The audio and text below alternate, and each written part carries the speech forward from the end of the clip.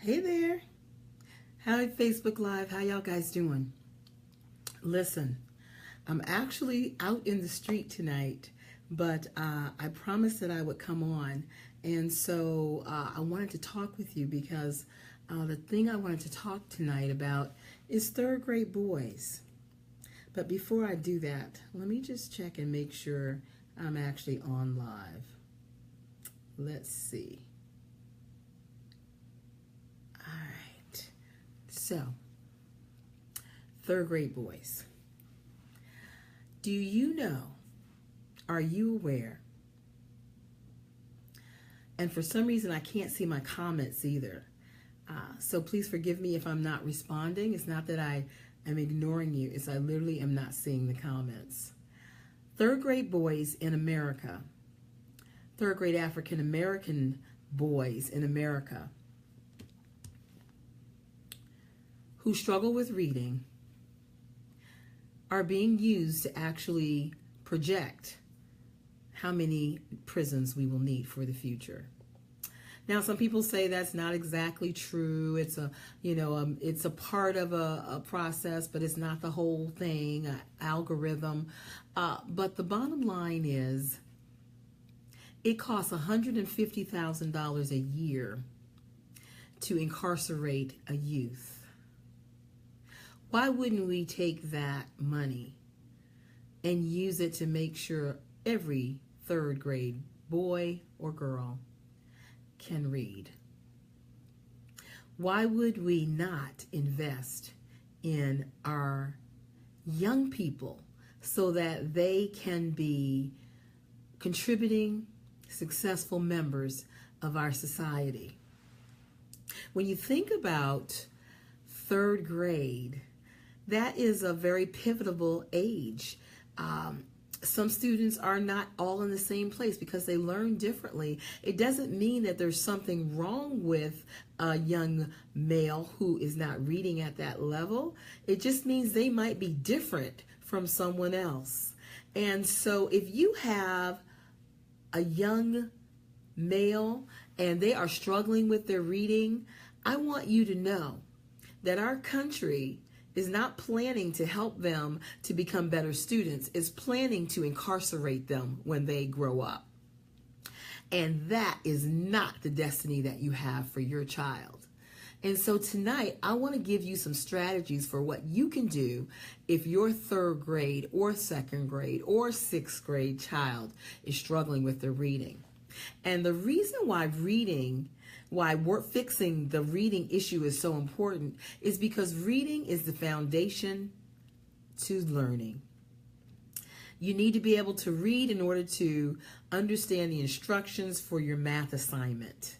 You need to be able to read to do everything in life. And so reading is truly critically important. One thing that you can do as a strategy if your child is struggling with reading is to make sure you are a reader. To make sure that they see you modeling reading and that it is something cool and it's something that people that are adults do. You need to make sure, if that's a struggle for you, that you guys work together. Maybe you start reading books together. Maybe you read aloud and then you allow them to read a little bit, especially if that's a struggle for them. Read books to them that are exciting and add voices. When our kids were coming up, I would get a book and it would always be above their reading level, and I would make it so interesting. I would use different voices and I would act it out as if to make them feel like they were actually there. And then we'd get to this cliffhanger when the boy fell off of and I would say, and we'll pick that up tomorrow. And it would drive them crazy. It was so bad that my children first of all, I had to hide the book because they would begin to try to sneak and look to see what happened. And so I would have to hide the books from them as I was reading to them, because they became so interested in what is getting ready to happen to this young boy or whatever the story was, that they would try to find my book. Sometimes I would catch them with the book in the bed with the covers over their head and a flashlight trying to finish reading. So that's one strategy. If a child does not like to read, you have to restart that concept, that idea, that thought in their mind. You have to get them excited about the idea of reading again. And so you begin by getting them books, like I just said, that you can read to them. Then you get them books that they can read without any trouble. And you keep those kind of books in the house and around, so that they are reading books on their own. No matter how low the level, you get stuff that doesn't have grade levels on it. And you allow them to read that stuff, so they have books they can read, and then you're reading books to them. You have to begin to make it interesting again.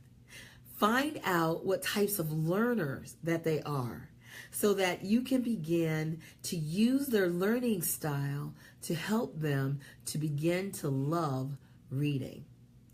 Just because our country is building prisons for third grade boys who cannot read doesn't mean your child has to end up being caught up in that statistic. There is something that you can do about it. You just have to get focused on the problem. It's not something that's insurmountable. Many times they're telling you that your child may have a special issue, or they have ADD or ADHD. Let me tell you something. Spending one-on-one time with your child, getting a tutor for your child that's one-on-one or even in a small group, will do much to help them to begin to focus. I've seen a number of boys who have had ADD and ADHD that when you put them in a smaller environment, it's like it doesn't even exist. When you give them space where they don't have to sit still all day. Who does that? Really? Why do we expect our boys to be able to sit still all day in school, in a chair with paper and pencil? That's not how they're made. Not most of them. They need to be able to be free, to be able to move around. When they're doing homework at home, let them do it on the floor if they want to. Who cares? Just get it done. So you have to begin to work with them where they are. Some kids stand up and they do their work. They're just, this energy that they have. Instead of shutting the energy down, find ways to help them expend it. Find ways to use the energy to get them excited again about learning. We don't have to be okay with having our boys, having people think about them, and the fact that because in third grade they can't read, the statistics, or don't read well, the statistics show that they are going to need to be incarcerated when they're adults. That is not how it's going to end for our children. I believe that's a part of why I'm here. As a parent, you are your child's champion. You are their advocate. Just because you do not have a degree in education does not mean that you cannot have impact for your child. It doesn't mean that you know your child better than anybody else, because the truth is, you know your child better than anybody else. And if you don't think they're supposed to be in that special needs class, then they don't need to be there. But just have a plan. When the school comes to you and says ABC about your child, do some research. Be able to come back to them with some other options.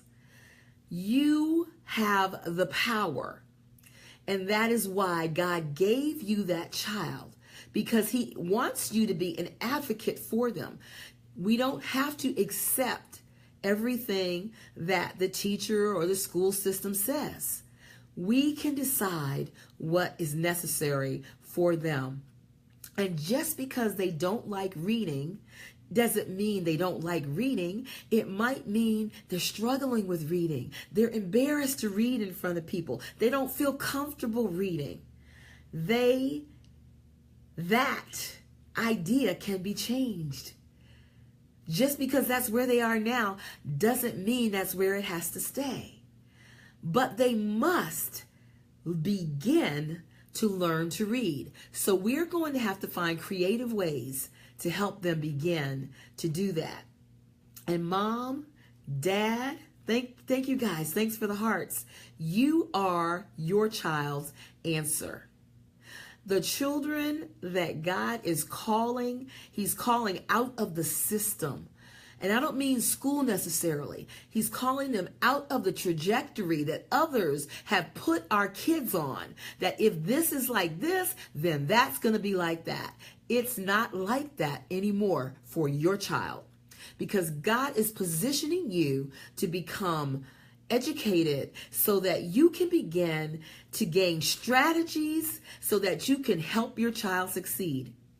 Aren't you tired of being up till 10 o'clock at night doing homework? Don't you feel sometimes like it's your homework? There's got to be a better way, guys. There have got to be other strategies and things that you can do that don't make life so hard. I see parents who, when you say the word science fair or science project, they just go, oh my God, I hate science fair time. Why?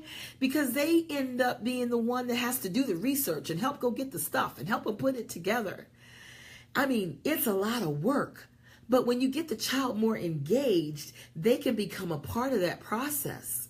That's why I've been talking about homeschool so much lately.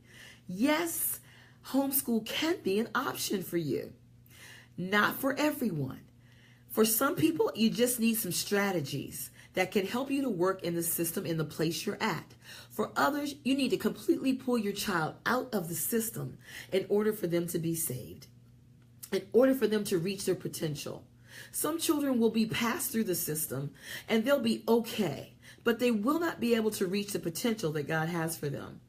In our county, we have an 80% success rate in graduating from high school. However, and hear me, 65% of our students need remedial classes when they go to college, which means the rigor in high school is not at the level that it needs to be in order for them to do well when they get to college. So you get to pay your taxes all the way from K through 12, and then you get to pay for maybe another year or two when they get to college, one class, $300 each semester, because they did not get what they needed when they were in high school. So let's go back to third grade. That's why it's important for you to know where your child is. For you to sit with them and actually listen to them read. For you to actually spend time making sure they understand, that they comprehend, that they get it. Because your child is going to be on a different trajectory. God has a plan for them. And that's why he gave them you. And so I'm heading out tonight. My name is Anita Gibson. I am a coach, speaker, and educational strategist. And I want you to be informed.